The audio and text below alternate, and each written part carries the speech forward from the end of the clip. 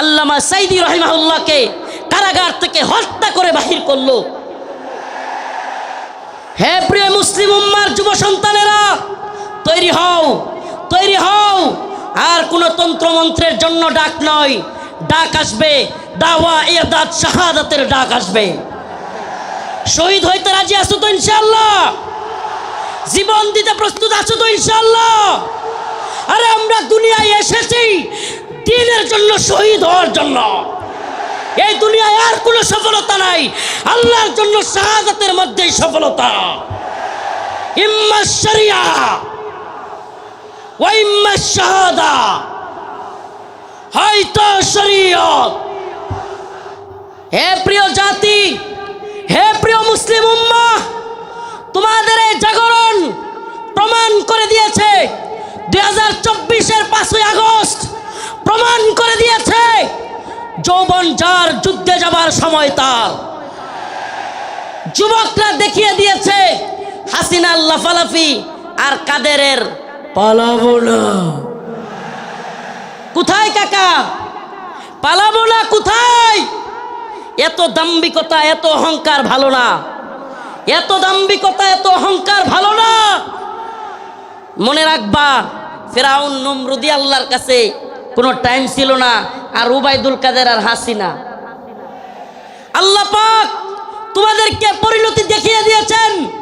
মুসলিম উম্মার যুব সমাজদেরকে বলি, ও প্রিয় উম্মার যুবকেরা, তৈরি হও নির্যাতিত নিপীড়িত মুসলিম উম্মার পাশে দাঁড়াবার জন্য। তৈরি হও আল্লাহর নবীর বিরুদ্ধে যারা যাবে বাংলার জমিনে, তাদেরকে অবশ্যই ওয়াজিবুল কতল, আল্লাহর নবীর গালি দেওয়ার শাস্তি, মৃত্যুদণ্ড করতেই হবে। রাজি আছো তো ইনশাআল্লাহ? আল্লামা সাইদি রাহিমাহুল্লাহ বলেছিলেন, এই কথাটা আমার এখনো কানে বাসে। সরকারকে বলবো, বেশি তিরিং বিরিং করিও না। বাংলার জনগণ বেশি তিরিং বিরিং করলে এমন এক ফ্লাইং কিক মারবে, মামার বাড়ি দিল্লি গিয়া পড়বা। অনেকে হয়তো আমার মতো আপনারাও চিন্তা করেন, হাজার হাজার মানুষকে গুলি করে মারলো, ছাত্রদেরকে গুলি করলো, স্কুলের মাদ্রাসার ছাত্রদেরকে গুলি করলো, হেলিকপ্টার থেকে গুলি করলো, এদেশের সর্বজন শ্রদ্ধেয় আলেমদেরকে কারাগারে নিয়ে বন্দি করলো, রিমান্ডের নামে নির্যাতন করলো, জুলুম করলো। গতকালকে যে আলেম এখানে আলোচনা করে গিয়েছেন, শাইখুল হাদিসের সন্তান আল্লামা মামুনুল হক দামাত বারকাতুহুমকে দাড়ি ধরে টানাটানি করলো। এদেশের সর্বজন শ্রদ্ধেয় বুজুর্গ আলেম, সকলের শ্রদ্ধেয় মানুষ আল্লামা সাইদি রাহিমাহুল্লাহকে কারাগার থেকে হত্যা করে বাহির করলো। এত কিছুর পরেও এই নেত্রী আর এই দলের পক্ষে মানুষ থাকে কেমনে? প্রশ্ন আসে না? প্রশ্ন আসে কি আসে না? যে হাজার হাজার ছাত্রদেরকে গুলি করে মারলো, ছোট ছোট বাচ্চাদেরকে হেলিকপ্টার থেকে গুলি করলো, আলেমদেরকে জেলে নিল, রিমান্ডে নিল, ফাঁসি দিল, আলেমদেরকে, দেশের সর্বজন শ্রদ্ধেয় আলেমদেরকে কারাগার থেকে হত্যা করে বাহির করলো।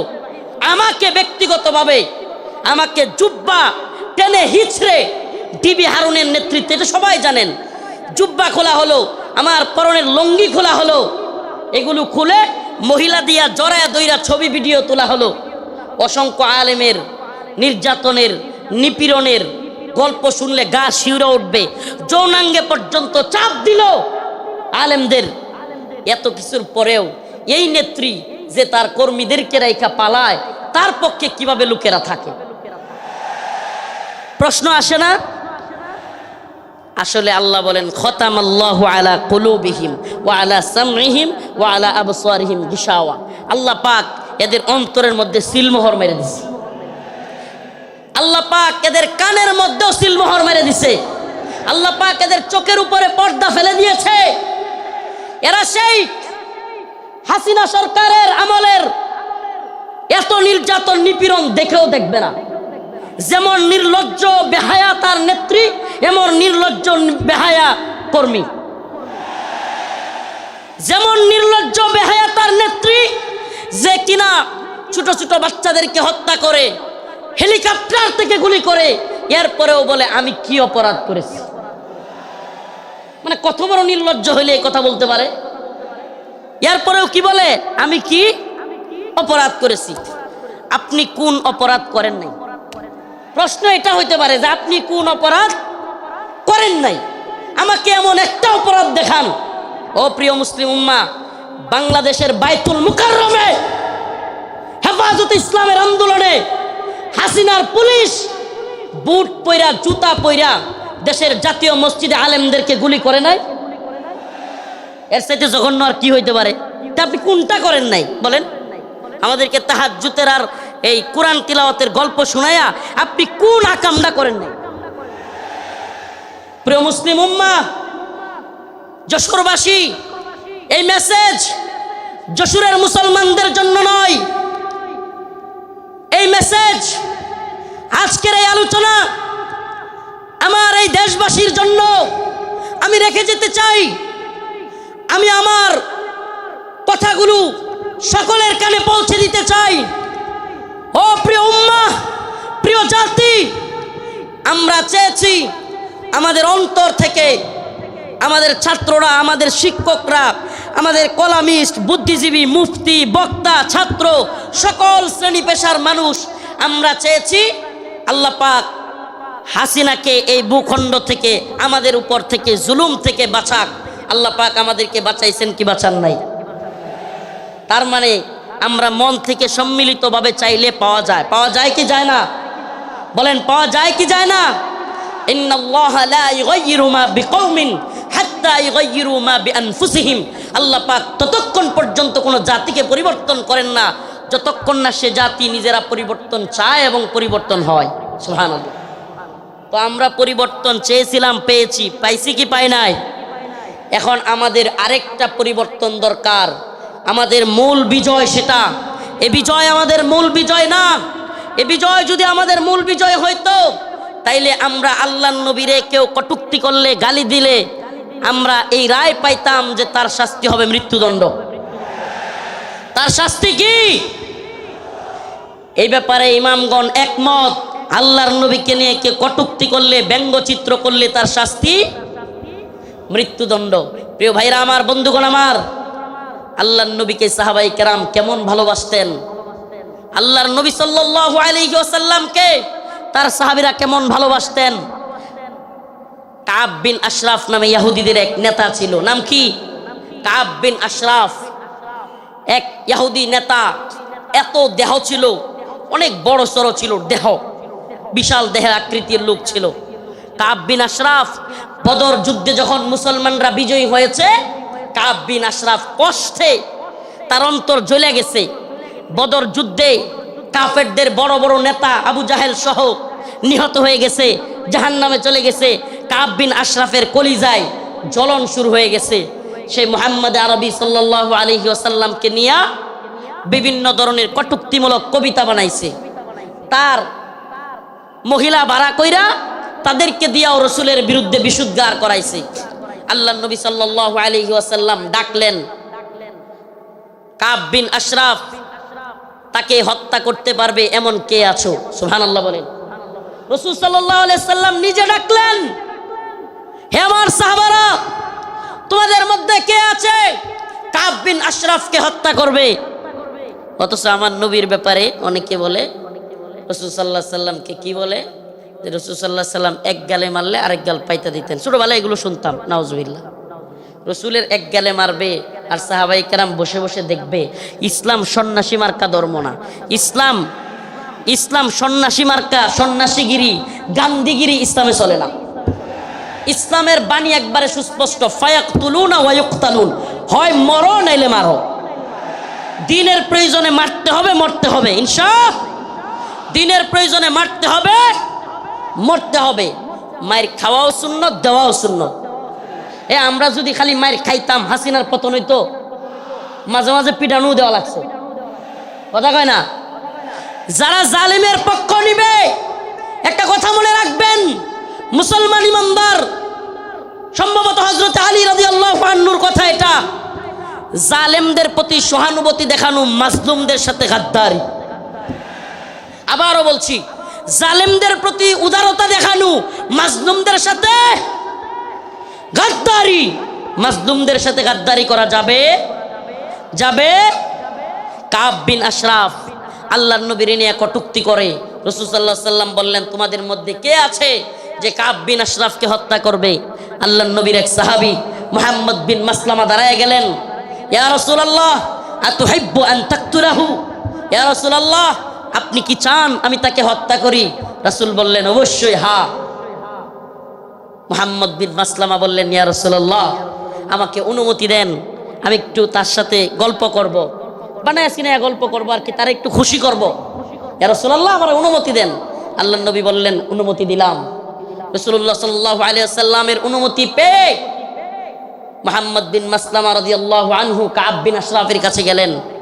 কাব বিন আশরাফের কাছে গিয়ে আল্লাহর নবীকে নিয়ে যেহেতু বলে আসছেন একটু গল্প করবেন বানায়া সিনায়া, যুদ্ধ মানেই ধোঁকা। আপনি সব কিছু যুদ্ধের ময়দানে শত্রুর বিরুদ্ধে সব কথা বলে দিয়ে আপনি পারবেন না।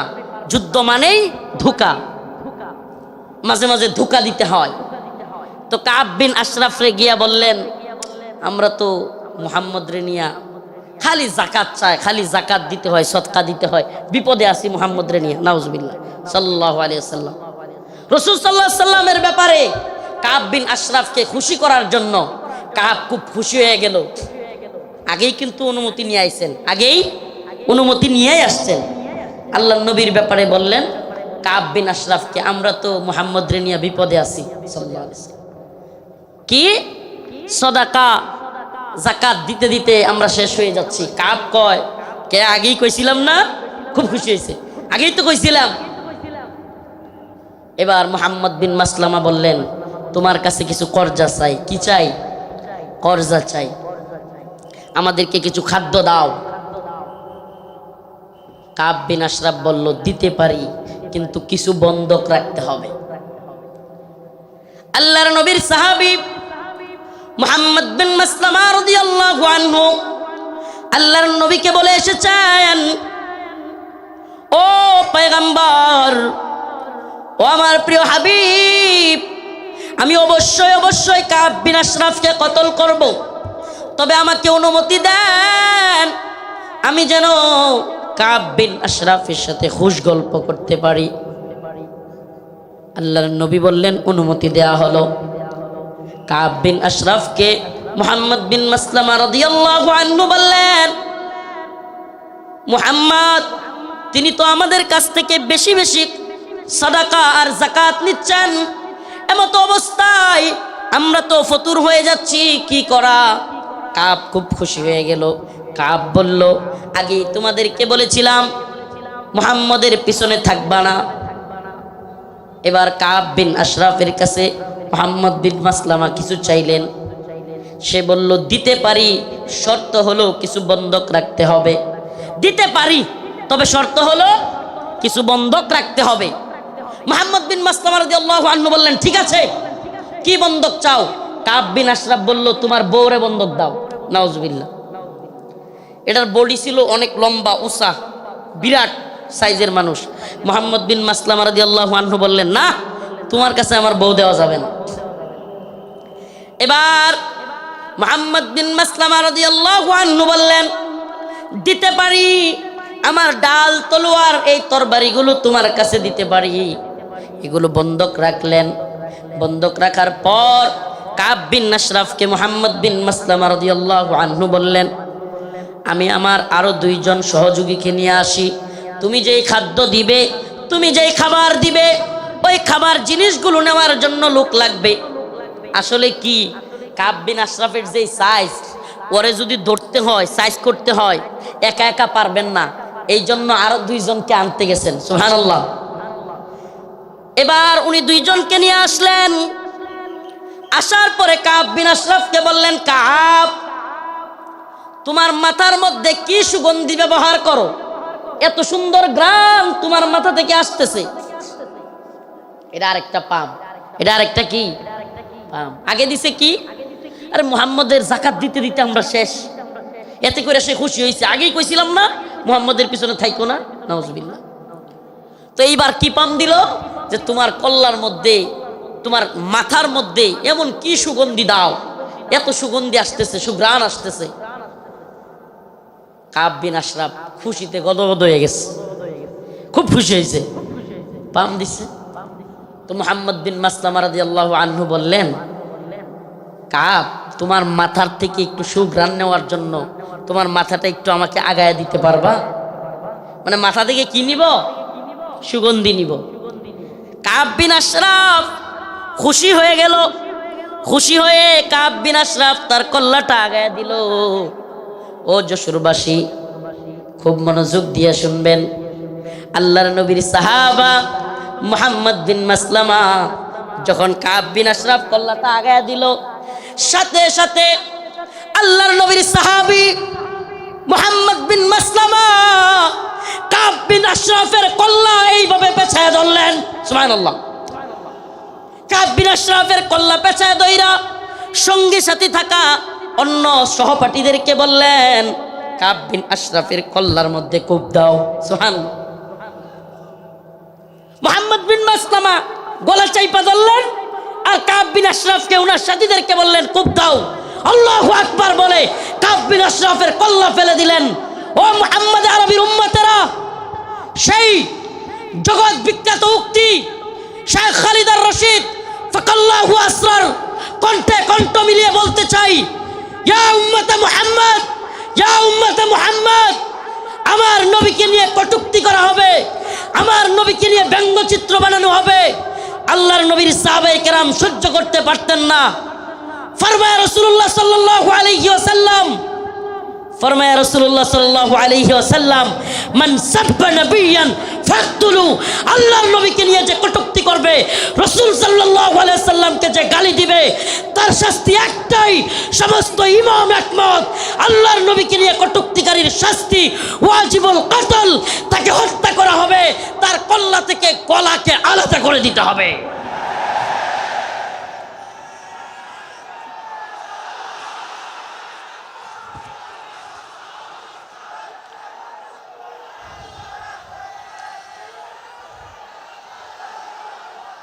হে প্রিয় জাতি, হে প্রিয় মুসলিম উম্মাহ, তোমাদের এই জাগরণ প্রমাণ করে দিয়েছে, 2024-এর 5ই আগস্ট প্রমাণ করে দিয়েছে, যৌবন যার যুদ্ধে যাবার সময় তার। যুবকরা দেখিয়ে দিয়েছে হাসিনার লাফালাফি আর কাদেরের পালাবো না। কোথায় কাকা? পালাবো না কোথায়? এত দাম্ভিকতা, এত অহংকার ভালো না, এত দাম্ভিকতা, এত অহংকার ভালো না। মনে রাখবা, ফেরাউন নমরুদি আল্লাহর কাছে কোনো টাইম ছিল না, আর উবাইদুল কাদের আর হাসিনা। আল্লাহ পাক তোমাদেরকে পরিণতি দেখিয়ে দিয়েছেন। মুসলিম উম্মার যুব সমাজদেরকে বলি, ও প্রিয় উম্মার যুবকেরা, তৈরি হও নির্যাতিত নিপীড়িত মুসলিম উম্মার পাশে দাঁড়াবার জন্য। তৈরি হও, আল্লাহর নবীর বিরুদ্ধে যারা যাবে বাংলার জমিনে, তাদেরকে অবশ্যই ওয়াজিবুল কতল, আল্লাহর নবীর গালি দেওয়ার শাস্তি, মৃত্যুদণ্ড করতেই হবে। রাজি আছো তো ইনশাআল্লাহ? হে প্রিয় মুসলিম উম্মার যুবকেরা, তোমাদের এই দ্বীনি আবেগ, এই দ্বীনি জজবাকে যদি সত্যি বলি, ওয়াল্লাহি বিল্লাহি তাল্লাহি কসম আল্লাহর, এই জজবাকে যদি আমরা কোরআনের পক্ষে কাজে লাগাইতে পারি, তাহলে আর কোনো নতুন সরকার নয়, এই ভূখণ্ডে আমরা কোরআনী শাসন চালু করতে পারবো। আর কোনো তন্ত্রমন্ত্র নয়, তন্ত্রমন্ত্রের দেখা শেষ। আমরা তো এই স্লোগান দিকে দিকে আজ জানিয়ে দিতে চাই, তন্ত্রমন্ত্রের দিন শেষ, কোরআন সুন্নাহর বাংলাদেশ। বলেন না, তন্ত্রমন্ত্রের দিন শেষ, কোরআন সুন্নাহর বাংলাদেশ। সাবিলুনা সাবিলুনা, তারিকুনা তারিকুনা। স্লোগান আজকে একটু ব্যতিক্রম হবে। আমি বলবো, আল্লাহর জমিনে আল্লাহর আইন বাস্তবায়ন ফরজে আইন। বলতে পারবেন? আল্লাহর জমিনে আল্লাহর আইন বাস্তবায়ন ফরজে আইন। হয়তো শরীয়ত, ইম্মা শরিয়া, ইম্মা শরিয়া, হয়তো শরিয়া,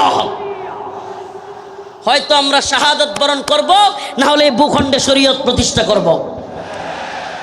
কালেমার পতাকা দেখলে যেগুলোর জ্বলে এগুলোরে সাবধান করে দিতে চায়। এ ভূখণ্ডে লা ইলাহা ইল্লাল্লাহর পতাকা উড়বেই, আজ হোক কাল একদিন উড়বেই। ইসাবাতান মিন উম্মতি আহরাজাহুম আল্লাহু মিনান নার, ইসাবাতুন তাগজুল হিন্দা ওয়া ইসাবাতু মা ঈসা ইবনে মারইয়াম। রাসূলের ঘোষণা, এই ভূখণ্ডে হিন্দুত্ববাদী ব্রাহ্মণ্যবাদী তাগুতি শক্তির বিরুদ্ধে, দিল্লির বিরুদ্ধে, হিন্দুত্ববাদীদের বিরুদ্ধে আল্লাহর নবী বলেছেন মুসলমানদের একটা গজওয়া হবে, গজওয়াতুল হিন্দ হবে। সেই যুদ্ধে মুসলমানরা বিজয়ী হবে। শুধু বিজয়ী হবে না, দিল্লির সেই মসনদে, দিল্লির সেই লাল কেল্লায় কালেমার পতাকা পথ পথ করে উঠবে ইনশাআল্লাহ, ইনশাআল্লাহ।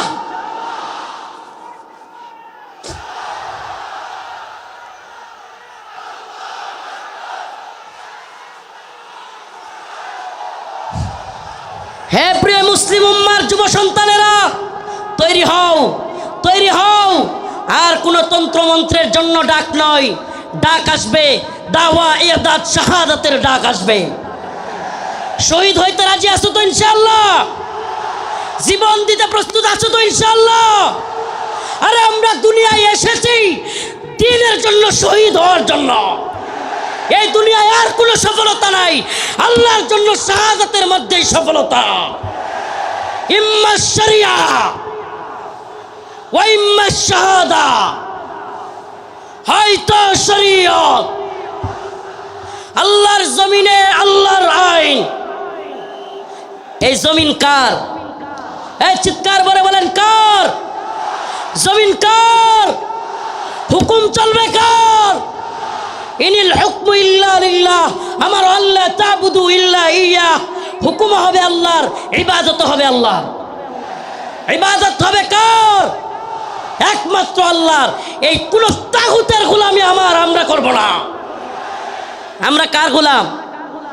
আমরা ভারতের গোলাম নই, আমরা আমেরিকার গোলাম নই, আমরা ইসরায়েলের গোলাম নই। আমরা কার গোলাম? গোলামি হবে কার? পৃথিবীবাসী জেনে রাখো, আমরা আল্লাহর গোলামি করি। এই মাথা নোয়াবো তো আল্লাহর কাছে। এই মাথা নোয়াবো তো কার কাছে?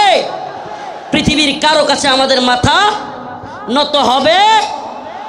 এবার আমার ডকুমেন্টারি তো দেখলেন, শাইখুল হাদিস ইবনে শাইখুল হাদিসের ডকুমেন্টারি দেখলেন, অন্যান্য আলেমদের ডকুমেন্টারি তো দেখবেন।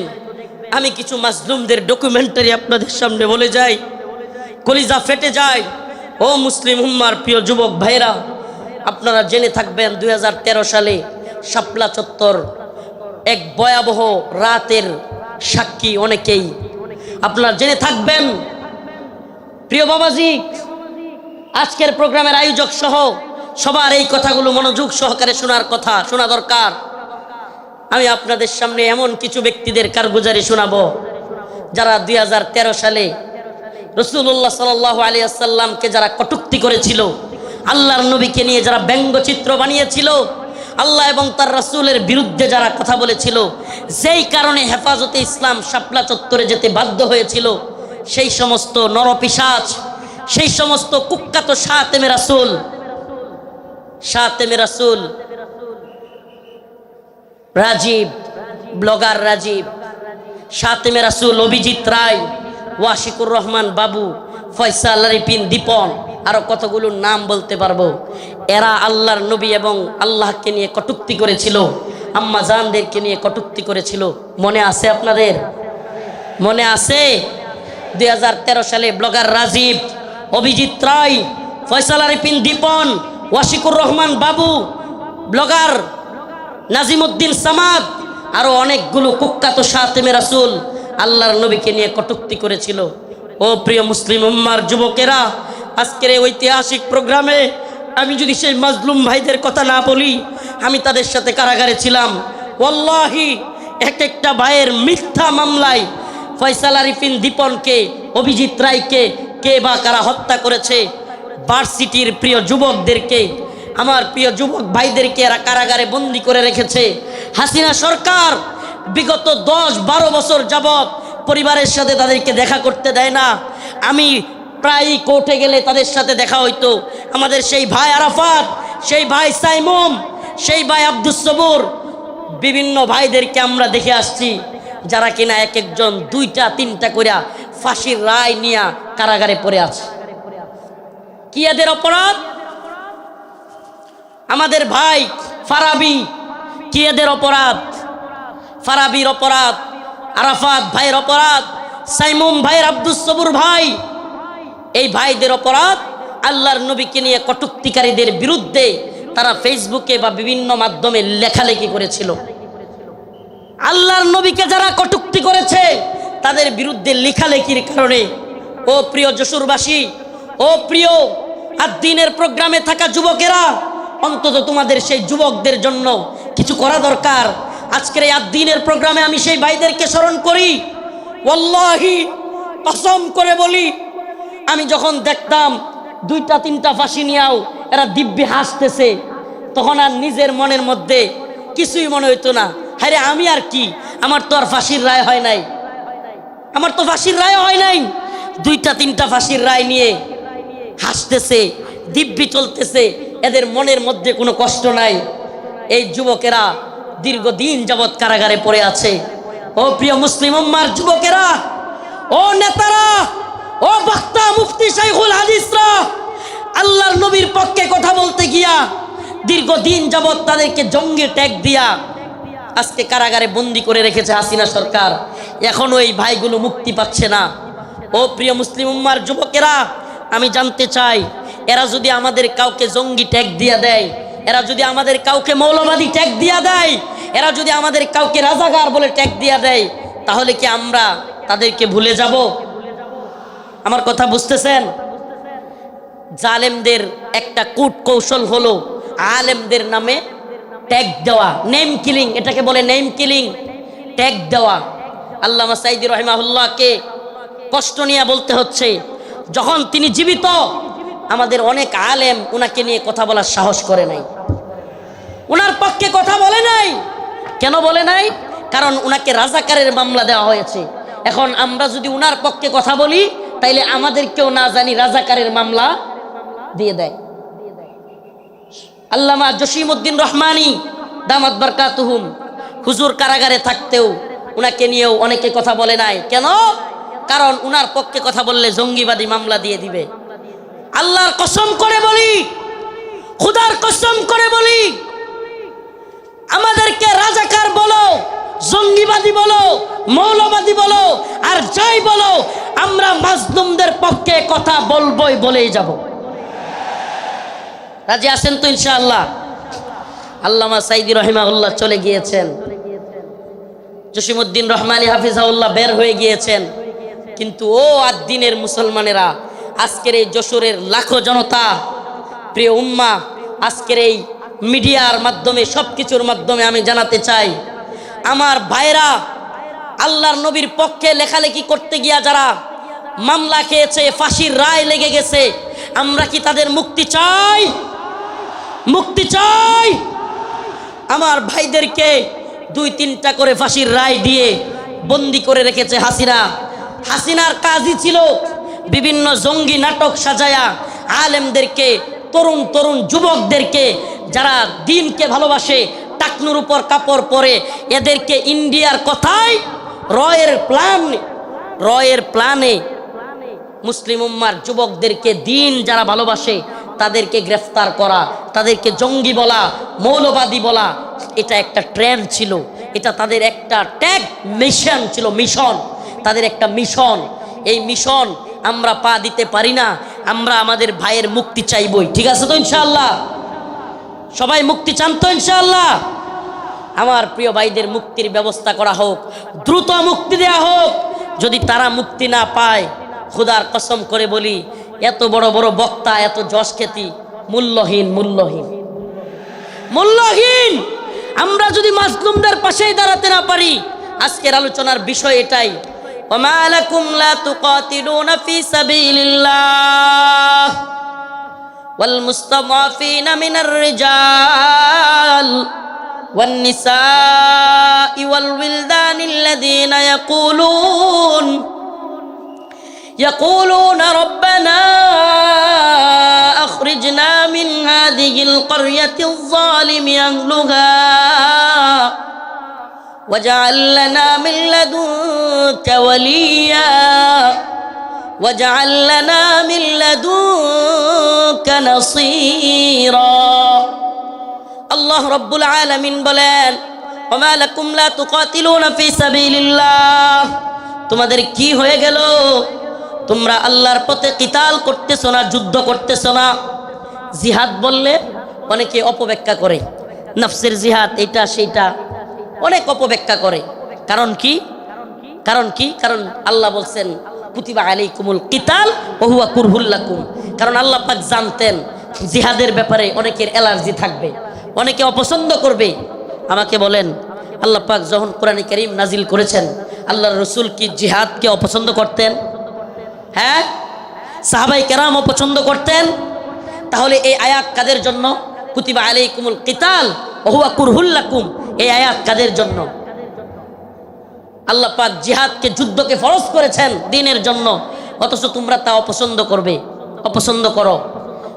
আল্লাহ বলছেন তোমাদের অনেক জিনিস আছে অপছন্দ, কিন্তু হুয়া খায়রুল লাকুম, সেটার মধ্যে কল্যাণ আছে।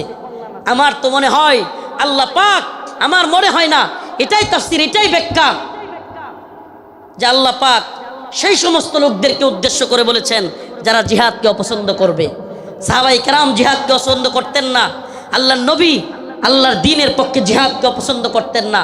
যারা অপছন্দ করে তাদের জন্য এই কথা। অথচ দিকে দিকে মাজলুম, ওমা আলাকুম লা তুকাতিলুনা ফি সাবিলিল্লাহ, তোমাদের কি হয়ে গেল? তোমরা আল্লাহর পথে যুদ্ধ করতেছো না।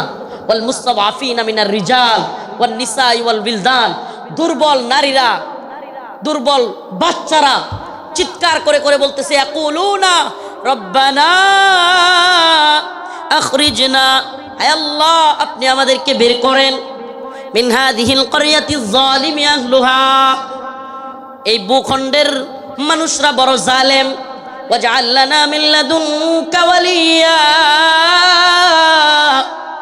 আপনি আমাদের জন্য অভিভাবক পাঠান, ওয়াজআল লানা মিন লাদুনকা নাসীরা, আপনি আমাদের জন্য সাহায্যকারী পাঠান। মাজলুমদের সাহায্যকারী হইতে রাজি আছি তো ইনশাআল্লাহ? মাজলুমদের সাহায্যকারী হইতে রাজি আছি তো ইনশাআল্লাহ? তাইলে আজকে থেকে ইসরায়েলি পণ্য বয়কট, রাজি আছেন তো ইনশাআল্লাহ? আজকে থেকে যে সমস্ত মাজলুমরা রসুলের পক্ষে লিখতে গিয়ে, বলতে গিয়ে, আমার ভাই ফারাবি, আমার ভাই আরাফাত, সাইমুম, আমি আমার ভাই বলতেছি, পারলে আমারে মামলা দিয়ে দে, আমার যায় আসে না। তাদের সাথে আমারে মামলা দিয়ে দিলে আমার যায় আসে না, এরা আমাদের ভাই। আমরা অনেকেই সেই গাজী ইলমুদ্দিনের গল্প বলি, ভারতে রঙ্গিলা রাসূল বই লিখেছিল, নাউজুবিল্লাহ, সেই গল্প বলতে পছন্দ করি। কিন্তু বাংলাদেশের গাজী ইলমুদ্দিনরা 2-3টা করে ফাঁসির রায় নিয়ে কারাগারে পড়ে আছে, সেই খবর আমরা কেউ রাখি না। প্রিয় ভাইরা আমার, বন্ধুগণ আমার, মাজলুম উম্মার পক্ষে দাঁড়াতে হবে।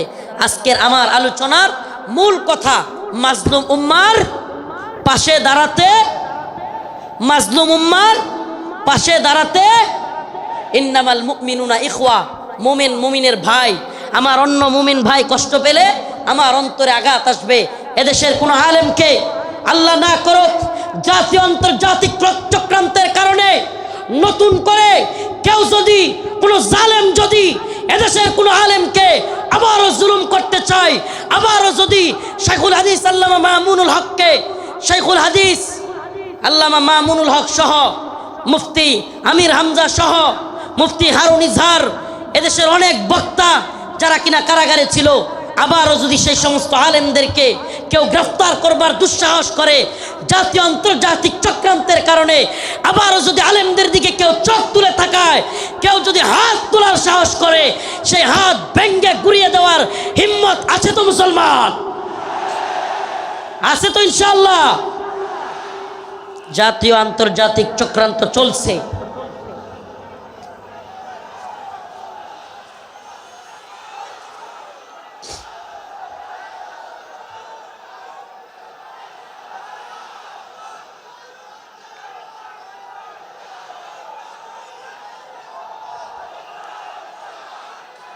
জাতীয় আন্তর্জাতিক চক্রান্ত চলছে আমাদের এই ভূখণ্ডকে নিয়ে। জাতীয় আন্তর্জাতিক চক্রান্ত চলছে। এই চক্রান্তের ডালপালা গভীরে আমরা জাতি হিসেবে সজাগ থাকব। একটা কথা মনে রাখবেন, আগামীকালকে আপনার ঘরে চুরি অথবা ডাকাতি হবে। আপনি যদি আগে ভাগে জানতে পারেন, তাইলে আপনি ডাকাতকে কিভাবে আটকাইতে হবে এটা আপনি আরামসে বুঝে যাবেন। সজাগ থাকা খুব জরুরি। আগামীকালকে ডাকাত আপনার বাড়িতে হামলা করবে, যদি ডাকাতকে নিজে সামলাইতে না পারেন, প্রয়োজনে আগামীকালকে আসবে জানলে প্রয়োজনে মাইকিং করবেন। ঠিক কি ঠিক না? প্রয়োজনে কি করবে? মাইকিং করে হইলেও ডাকাত আটকাবে। তো যদি আমরা জানি আমাদের বিরুদ্ধে চক্রান্ত হচ্ছে, হিন্দুত্ববাদী ভারত আমাদের বিরুদ্ধে চক্রান্ত অব্যাহত রেখেছে, এমনকি আমরা শুনতে পাই বর্তমান উপদেষ্টা কমিটিতেও ভারতীয় দালালরা বসে গেছে। এ কথা আমরা শুনতে পাই, বর্তমান উপদেষ্টা কমিটিতে ভারতীয় দালাল ঢুকে গেছে। আমাদের বক্তব্য স্পষ্ট, মোমেন এক গর্তে দুইবার পা দেয় না। মোমেন এক গর্তে দুইবার পা। আমরা আর দুঃখা খেতে চাই না। আমরা আর কোন জালেমদেরকে, ইন্ডিয়ার গোলামদেরকে বাংলার ক্ষমতার মসনদে দেখতে চাই না। মাওলানা আব্দুল হামিদ খান বাসানী বলেছিলেন, পিন্ডি ছেড়েছি দিল্লির গোলামের জন্য নয়। কথাটা মনে আছে আপনাদের? রাওয়ালপিন্ডি পিন্ডি ছেড়েছি দিল্লির গোলামির জন্য নয়। অর্থাৎ পাকিস্তানের পিন্ডি ছেড়েছি, ভারতের দিল্লির গোলামির জন্য নয়। আমি বলি পিন্ডি ছেড়েছি, দিল্লি ছেড়েছি, ওয়াশিংটনের গোলামির জন্য নয়। আমরা ওয়াশিংটনের গোলামি করব না। আমরা সমস্ত জাতীয় আন্তর্জাতিক চক্রান্তকে মোকাবেলা করে আমরা স্বাধীন চেতা, আমরা মুসলমান, আমরা স্বাধীন ভূখণ্ডে স্বাধীনভাবে বসবাস করতে চাই। আমরা কোরআন সুন্নাহ অনুযায়ী রাষ্ট্র ব্যবস্থা চাই। রাজি আছেন ইনশাআল্লাহ? ওয়ালাউ আন্না আহলাল কুরা আমানু ওয়াত্তাকাউ লাফাতাহনা আলাইহিম বারাকাতিম মিনাস সামাই ওয়াল আরদ। সুবহানাল্লাহ। আল্লাহ পাক বলেন, ওয়ালাউ আন্না আহলাল কুরা আমানু ওয়াত্তাকাউ লাফাতাহনা আলাইহিম বারাকাতিম মিনাস সামাই ওয়াল আরদ। আল্লাহ পাক বলেন, যদি জমিনের বাসিন্দারা তাকওয়া অবলম্বন করত এবং আল্লাহর আইন মেনে চলতো, তাহলে আল্লাহ পাক বারাকাতিম মিনাস সামাই ওয়াল আরদ, আসমান এবং জমিনের সমস্ত বারাকা খুলে দিতেন। সুবহানাল্লাহ। আল্লাহ পাক সমস্ত বারাকা খুলে দিতেন। এজন্য আমি স্লোগান ধরেছি, আল্লাহর জমিনে আল্লাহর আইন বাস্তবায়ন ফরজে আইন। এই তন্ত্রমন্ত্রের আইন 5 বছরের জন্য ইসলাম, এটা আমরা চাই না। আমরা চাই আজীবনের জন্য ইসলাম। ইসলাম কি 5 বছরের সীমায় গণ্ডিতে আবদ্ধ? ইসলাম 5 বছরের সীমান্তে আবদ্ধ নয়। ইসলাম 5 বছরের সীমানায় আবদ্ধ না। 5 বছর ভোট দিয়া নির্বাচিত করে ইসলাম কায়েম। 5 বছর গেলে আবার হয়তো সরে যাইতে হবে। দিন ইসলাম 5 বছরের জন্য সীমাবদ্ধ থাকার জন্য নয়। ইসলাম কায়েম করতে হবে, আল্লাহর জমিনে আল্লাহর আইন বাস্তবায়ন করতে হবে। এটা হবে মুসলিম উম্মার তাড়না, এটা হবে মুসলিম উম্মার প্রেরণা। আমরা হুঁশিয়ার করে দিতে চাই, সাবধান করে দিতে চাই। 2024 সালে হাসিনার পালানোর দৃশ্য দেখা এবং বাংলাদেশে আওয়ামী লীগের অবস্থান দেখা কেউ যদি শিক্ষা না নেন, নতুন করে জুলুম করার চিন্তা ভাবনা, নতুন কইরা কেউ জুলুম করার ভূত কারো মাথায় চাইপা বসে, তাইলে আওয়ামী লীগের পরিণতির জন্য অপেক্ষা করেন। নতুন কইরাও যদি হাসিনার মতো জুলুমের চিন্তা ভাবনা কেউ করেন, আওয়ামী লীগের মতো জুলুম করার খায়েশাত, জালেম হওয়ার ভূত মাথায় চাইপা বসে, সাদাবাজি, টেন্ডারবাজি, দুর্নীতির ভূত, তাইলে বাংলার জনগণ লাথি দিয়া আপনাদের ভূতও তাড়াইয়া দিবে। নতুনদের জন্য এটা একটা হুঁশিয়ারি। 2024 সাল এটা আমাদের গর্বের। 2024 আমাদের গর্বের। আমাদের এই চেতনাকে ধরে রাখতে হবে। প্রিয় যুব সমাজ, আমি আগে ফিলিস্তিনের বিভিন্ন ভিডিও দেখতাম, ফিলিস্তিনের মুসলমানদের ভিডিও দেখতাম। ছোট ছোট বাচ্চা ছেলেরা পাথর নিয়া ইসরায়েলের ট্যাঙ্কের মধ্যে নিক্ষেপ করতেছে, গোলাল দিয়া ইসরায়েলিদেরকে মারতেছে। সুবহানাল্লাহ। 2024 সালে দেখলাম আমাদের ছোট ছোট বাচ্চারা পুলিশের পেটের মধ্যে গিয়ে ঘুরশি মারতেছে। সুবহানাল্লাহ বলেন না। এইটা একটা জিনিস অন্তত হয়েছে আলহামদুলিল্লাহ। 2024 সালে আমরা এটা অন্তত বুঝছি, যুব সমাজ জেগে উঠলে জালেমের পরিণতি ভয়াবহ। যুব সমাজ জেগে উঠলে জালেমের পরিণতি কি? তো যশোরবাসী, আপনারা কি ঘুমায় গেছেন নাকি জাগ্রত আছেন? হাসিনা ভারতের গোলামি করেছিল, বাংলাদেশকে দিল্লির একটা কি বলবো, এটাকে অনেকে বলে অঙ্গরাজ্য, আমি বলি অঙ্গরাজ্য না। হাসিনা এটাকে দিল্লির একটা ডাস্টবিন বানাইছিল। দিল্লির ডাস্টবিন মানে দিল্লি আমাদের আম খাবে, আমাদের ইলিশ খাবে, আমাদের সব কিছু নিবে, ট্রানজিট নিবে, আমাদের রেল লাইন নিবে, আমাদের সব কিছু নিবে, আর আমাদেরকে লাশ উপহার দিবে। আমাদেরকে বন্যার পানি দিয়া বাসায়া একের পর এক লাশ উপহার দিবে। এটাকে আপনি ডাস্টবিন না বলে কি বলবেন? এটা কি বন্ধুত্ব? এটা কি বন্ধুত্ব? আমি তো বলি হাসিনা বিগত 16 বছরে বাংলাদেশের সাথে ভারতের যে সম্পর্ক তৈরি করেছিল, যদিও তাদের নেতারা বলেছে অনেকে স্বামী স্ত্রীর সম্পর্ক, আমরা বলি অবৈধ সম্পর্ক, এটা অবৈধ। এজন্য অবৈধ সম্পর্কের কন্যারে জায়গায় পাঠিয়ে দিছি। আল্লামা সাইদি রহিমাহুল্লাহ বলেছিলেন, এই কথাটা আমার এখনো কানে বাসে, সরকারকে বলবো বেশি তিরিং বিরিং করিও না।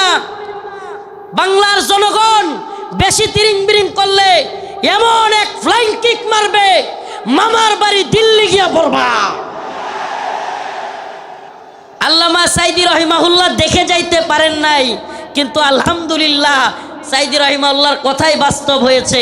বাংলার জনগণ ফ্লাইং কিক মারছে, রান্না করা খাবার খাওয়ারও সময় নাই, রান্না করা খাবার খাওয়ারও সময় নাই। ও প্রিয় মুসলিম উম্মার যুবকেরা, আজকের এই আদ্দিন ফাউন্ডেশন যশোরের আজকের এই অনুষ্ঠান থেকে আমার আখিরি পয়গাম হবে, ও মুসলিম উম্মার যুবকেরা, আমাদেরকে মৌলবাদী বলা হোক, জঙ্গিবাদী বলা হোক, আমাদেরকে রাজাকার বলা হোক, যে কোনো ট্যাগ আমাদেরকে দেয়া হোক, আমরা দ্বীনের পক্ষে ছিলাম, আছি, থাকব। আল্লাহর জমিনে আল্লাহর আইন বাস্তবায়ন হওয়ার আগ পর্যন্ত আমরা থামব না। আমি তো আশাবাদী এই মুসলিম উম্মার জাগরণ। অনেকে বলে হুজুর মাহফিলের প্যান্ডেলে এত মানুষ হইলে লাভ কি?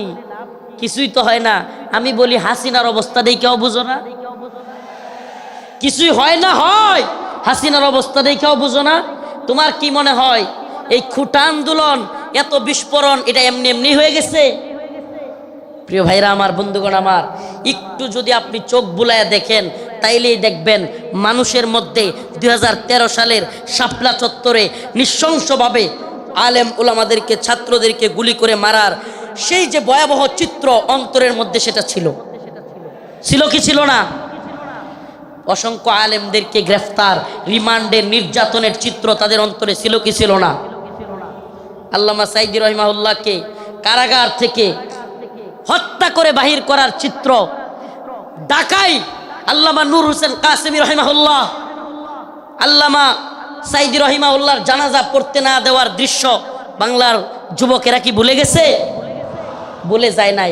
সবগুলো বিষয় একত্রিত হইয়া শেষে যখন সাধারণ ছাত্রদেরকেও গুলি করে হাসিনা মারা শুরু করলো, একটা বিস্ফোরণ ঘটে গেল। ঠিক কি ঠিক না? তো বিস্ফোরণ কোত্থেকে শুরু হয়েছে? সেই আগে থেকে এই বিস্ফোরণ শুরু হয়েছে। এজন্য বলি প্রিয় মুসলিম উম্মাহ, আপনাদের প্রতি আমার আখিরি পয়গাম, ও আদ্দিনের মুসলমান, আজকের এই যশোরবাসী, খুলনাবাসী, সারা বাংলাদেশ থেকে আগত মিডিয়ার মাধ্যমে সারা দেশে যারা আমার কথাগুলো শুনবেন, আমার একটা পয়গাম, আখিরি পয়গাম আপনাদের প্রতি।